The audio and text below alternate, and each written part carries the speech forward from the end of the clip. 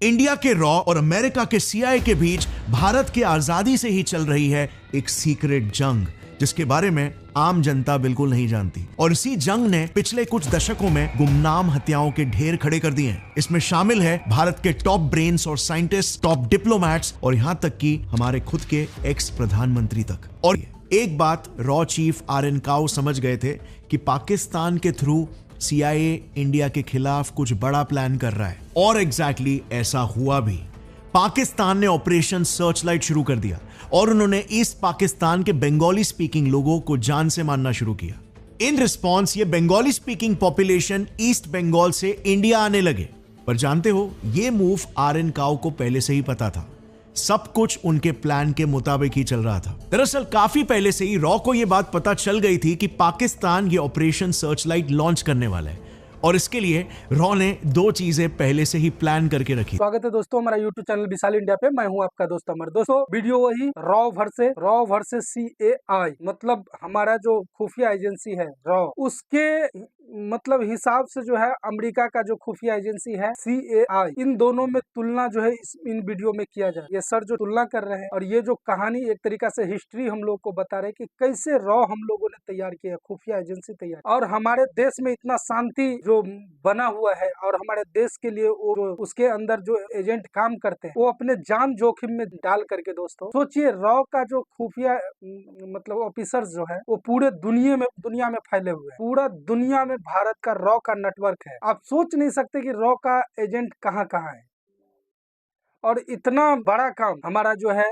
Raw agency करता है। इसीलिए भारत के ऊपर जो है परिंदा भी पर नहीं मारता है। दोस्तों हम इतना सुरक्षित महसूस करते हैं रॉ की वजह से। बहुत बड़ा योगदान रॉ का है, जो हमारा खुफिया एजेंसी हमारे भारत में कुछ होने से पहले ही वो जो है इंटेलिजेंस ब्यूरो ये जो है उसका पता लगा लेते हैं और इमीडिएटली उस पे जो है एक्शन शुरू हो जाता है। इतना जबरदस्त हमारा रॉ, इतना जबरदस्त हमारा एजेंसी है। आइए दोस्तों हम लोग पहले वीडियो देखेंगे, फिर हम लोग करेंगे उसके ऊपर डिस्कशन। दोस्तों हाथ जोड़कर विनती, जो हमारे नए व्यूअर है चैनल जरूर सब्सक्राइब कर ले, लाइक कमेंट में जरूर बताए दोस्तों जो आप किस तरह का वीडियो पसंद करते हैं, उस तरह का हम वीडियो लाने की कोशिश करेंगे आपके लिए। चलिए आइए दोस्तों हम लोग वीडियो देखें। यूके और इवन अमेरिका भी, इन सारे देशों से हमारे ऑफिसर्स को ट्रेन करवाया गया और वो भी एक दूसरे को बिना बताए।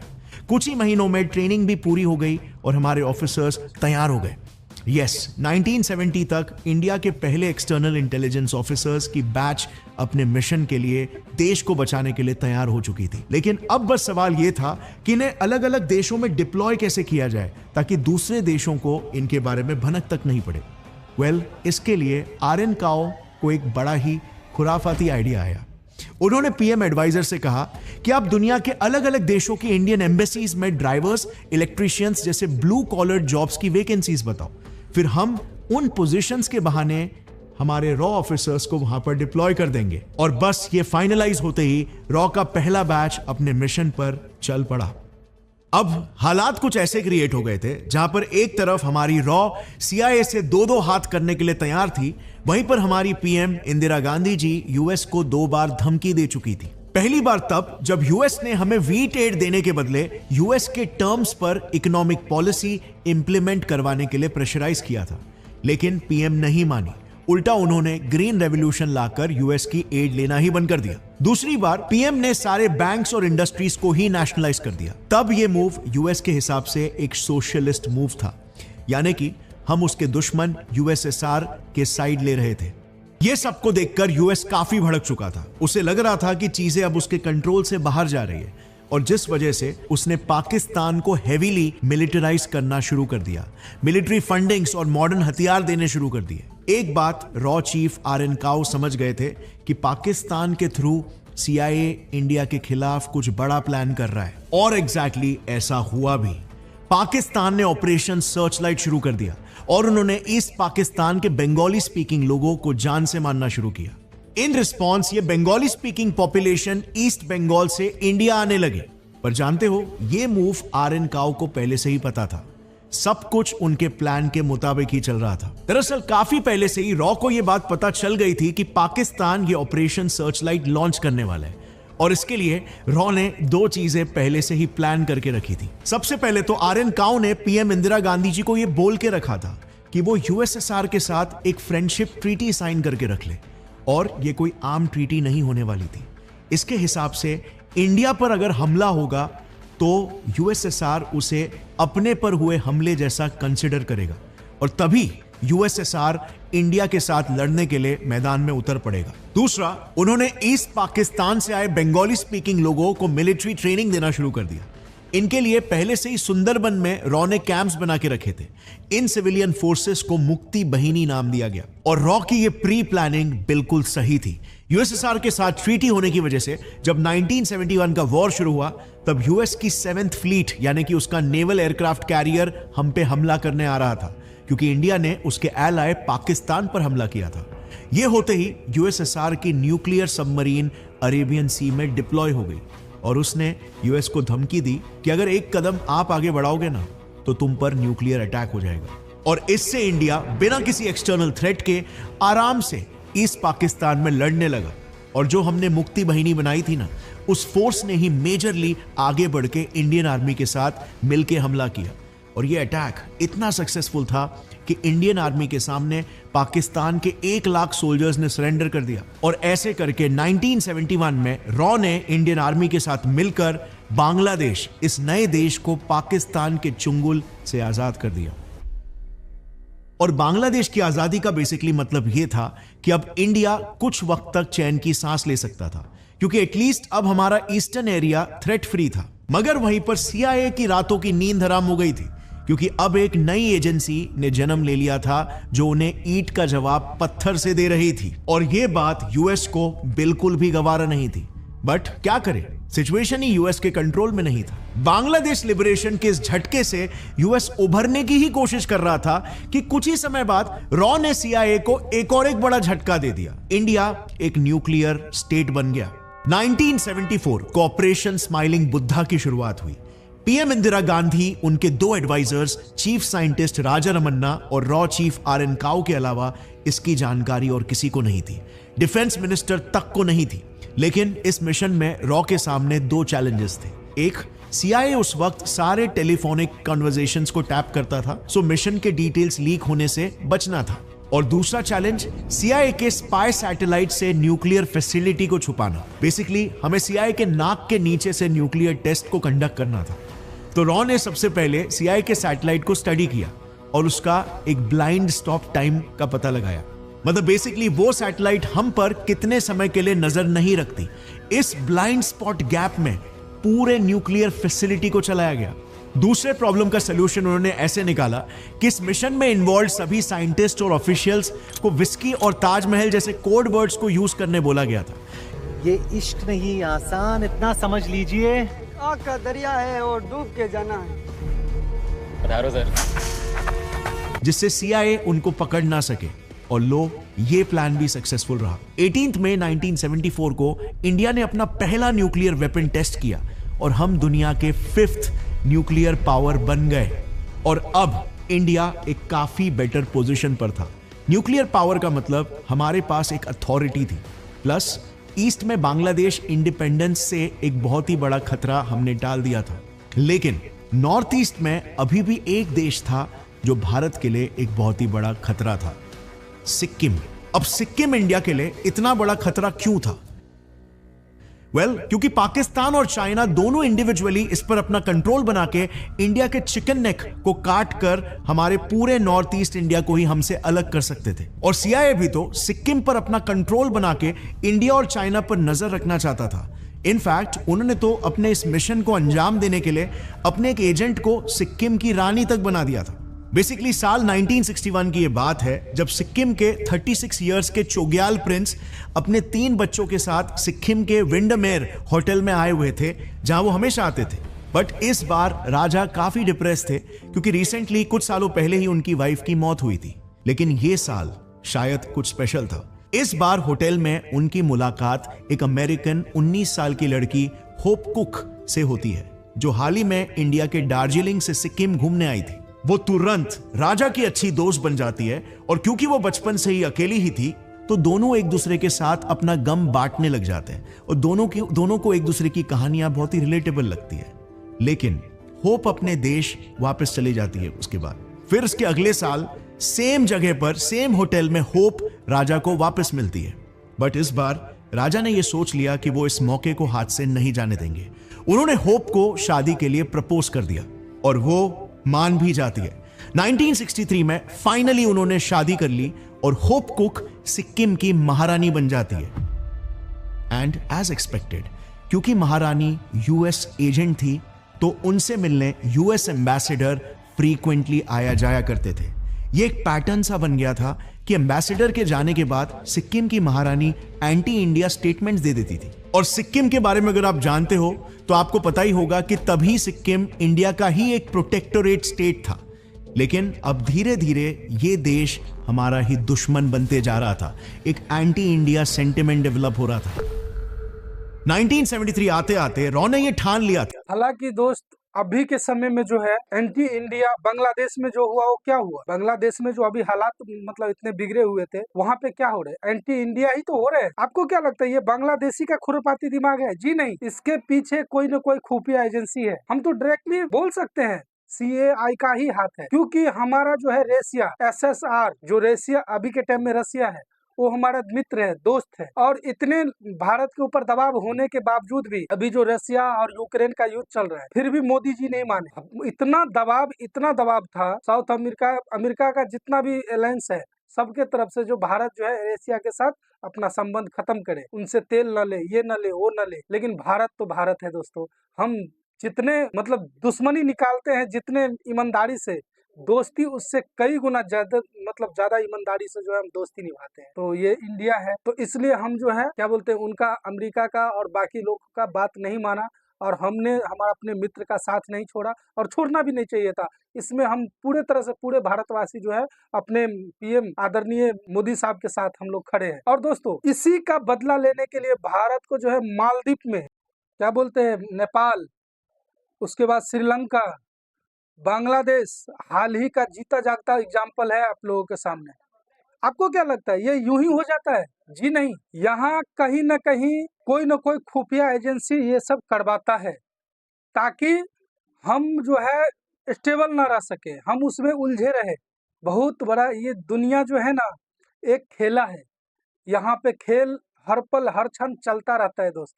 और ऐसा खेल जिससे हम सब, खास करके आम पब्लिक तो उससे अनजान ही रहता है। उन्हें क्या पता कि अंदर में क्या चल रहा है। तो सलूट है हमारे उस क्या बोलते हैं वीर जवानों को, जो रॉ में जो है अपना सेवा दे रहे हैं। वो कहाँ किस हाल में है किसी को नहीं पता। सुन रहे थे ना कुछ दिन पहले पाकिस्तान में कितना क्या बोलते हैं दिन दहाड़े जो है मर्डर हो जाता था, किलिंग हो जाता है, बोलता था रॉ है उसके, हालांकि कोई सबूत नहीं है उसके पास। आइए दोस्तों, हम लोग वीडियो वॉच करेंगे, फिर हम लोग करेंगे था कि अब बस CIA को सबक सिखाना जरूरी है, क्योंकि अब अगर चुप बैठे रहे तो हम सिक्किम को खो देंगे। और इसीलिए सिक्किम को इंडिया से जोड़ने की जिम्मेदारी रॉ ने अपने हाथों में ले ली। मिशन के लिए एक बहुत ही होनहार ऑफिसर को चुना गया, जिसने सिचुएशन को एनालाइज करके एक पूरा प्लान प्रपोज किया।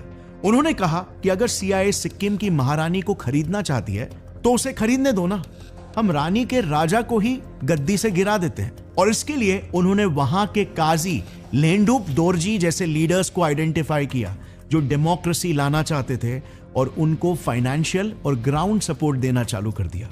जनता में भी उस रॉ ऑफिसर ने यह नैरेटिव फैलाया कि डेमोक्रेसी में ही आपकी आवाज सुनी जाएगी, राजशाही रूल में नहीं। और आप विश्वास नहीं करोगे, जब 1975 में रेफरेंडम हुआ तब 97.55% लोगों ने डेमोक्रेसी को वोट देते हुए इंडिया के साथ जुड़ने के पक्ष में अपना फैसला दिया।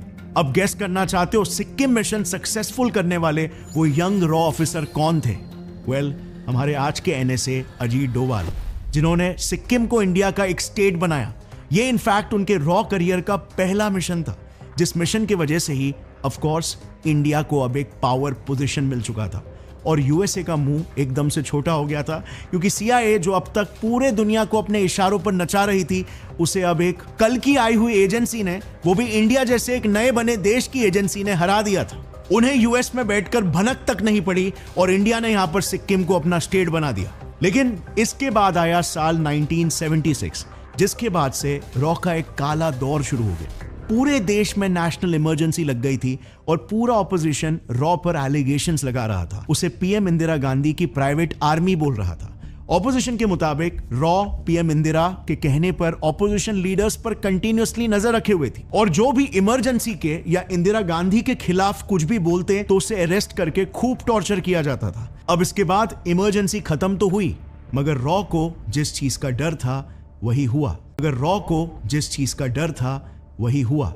1977 में इलेक्शंस हुए और जनता पार्टी इमरजेंसी के ब्रूटैलिटीज और इंदिरा को डिक्टेटर बोल के इलेक्शन जीत गई। इस सरकार के पीएम बने मोरारजी देसाई और फॉरेन मिनिस्टर बने अटल बिहारी जी।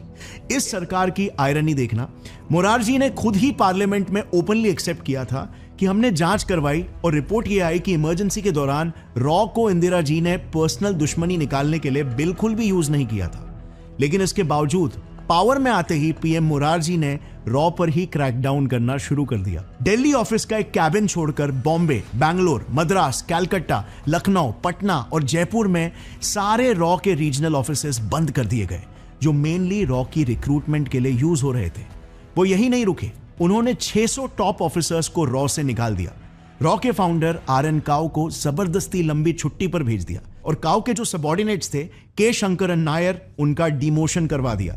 अब ये भी चलो एक समय के लिए बाजू में रखते हैं, बट पीएम मोरारजी देसाई ने एक कदम और जाकर पाकिस्तान को तक न्यूक्लियर स्टेट बनने में मदद कर दी। यस, पाकिस्तान हमारे पीएम की एक गलती की वजह से न्यूक्लियर स्टेट बन पाए और पीएम मोरारजी की इसी एक गलती की वजह से हमारे करीब 150 अंडर कवर रॉ ऑफिसर्स भी एक्सपोज हो गए थे और उन्हें पाकिस्तान में खूब टॉर्चर कर करके मार दिया गया। तो बात ऐसी है ना, द न्यूयॉर्क टाइम्स का खुद का रिपोर्ट बताता है कि 1950 से सीआईए पाकिस्तानी साइंटिस्ट को न्यूक्लियर टेक्नोलॉजी के लिए ट्रेन कर रही थी।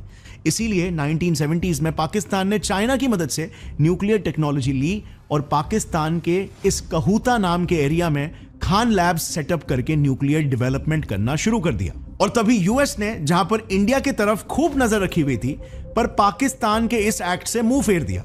बट हमारी पीएम ने इसे बिल्कुल भी नजरअंदाज नहीं किया। जैसे ही रॉ ने उन्हें खबर दी कि पाकिस्तान न्यूक्लियर वेपन्स बनाने की प्लानिंग कर रहा है, उन्होंने रॉ को इस पर एक्शन लेने के ऑर्डर्स दे दिए, जिस पर एक्ट करते हुए रॉ ने अपना एक mission, the Kahuta mission, launch किया।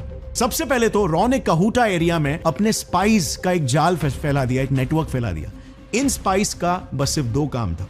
पहला, पता लगाओ कि क्या सही में खान लैब फैसिलिटी में न्यूक्लियर वेपन्स बन रहे हैं, और दूसरा, अगर बन रहे हैं तो उस फैसिलिटी का ब्लूप्रिंट निकालकर फैसिलिटी को डिस्ट्रॉय कर दो। बॉम्ब वहां पर बन रहा है या नहीं, इसका पता लगाने के लिए रॉ एजेंट्स वहां के सैलून्स में जॉब पर लग गए। और वहां पर जब खान लैब्स के साइंटिस्ट बाल कटाने के लिए आए, तभी एजेंट्स ने उनके बालों का सैंपल ले लिया। फिर इसी सैंपल्स को लैब टेस्ट किया गया, जिसमें पता चला कि सैंपल्स में बॉम्ब ग्रेड यूरेनियम के हाई रेडिएशन के ट्रेसेस है। अब यह तो कंफर्म हो गया था कि पाकिस्तान कहूटा फैसिलिटी में ही बॉम्ब बना रहा है। इसके बाद शुरू हुआ इस मिशन का दूसरा फेज, ब्लूप्रिंट हासिल करने का। इसके लिए रॉ ने एक इंटरनल बंदे को ही अपने जाल में फंसा के उससे न्यूक्लियर फैसिलिटी का मैप भी निकलवा लिया। मतलब प्लान पूरा रेडी था, बस अटैक के अप्रूवल की जरूरत थी। पर यह सब होते होते 2 साल बीत चुके थे और जैसे हमने देखा 1977 में नई जनता पार्टी की सरकार आ चुकी थी। तो पीएम मोरारजी से जैसे ही रॉ के नए चीफ सुनटूक जी प्लान अप्रूव करवाने पहुंचे, अप्रूवल देना तो दूर की बात, उनका कहना था कि हम इंडिया है, हम एग्रेसर नहीं है, हमें दूसरे देशों के इंटरनल अफेयर्स में दखल अंदाजी करने की कोई जरूरत नहीं है। अब यहां तक भी अगर रुक जाते तो भी ठीक था, लेकिन हद तो तब पार हो गई जब पीएम मोरारजी ने एक कॉन्वर्सेशन में पाकिस्तानी प्रेसिडेंट जियाउल हक को बोल दिया कि हमें आपके कहूटा न्यूक्लियर प्रोग्राम के बारे में पता है, हमारी रॉ ने सब कुछ पता लगा लिया। यह सुनते ही पाकिस्तान ने आईएसआई की मदद से कहूटा में डिप्लॉयड हमारे सारे रॉ ऑफिसर्स को आइडेंटिफाई किया और सबको एक एक करके मार डाला।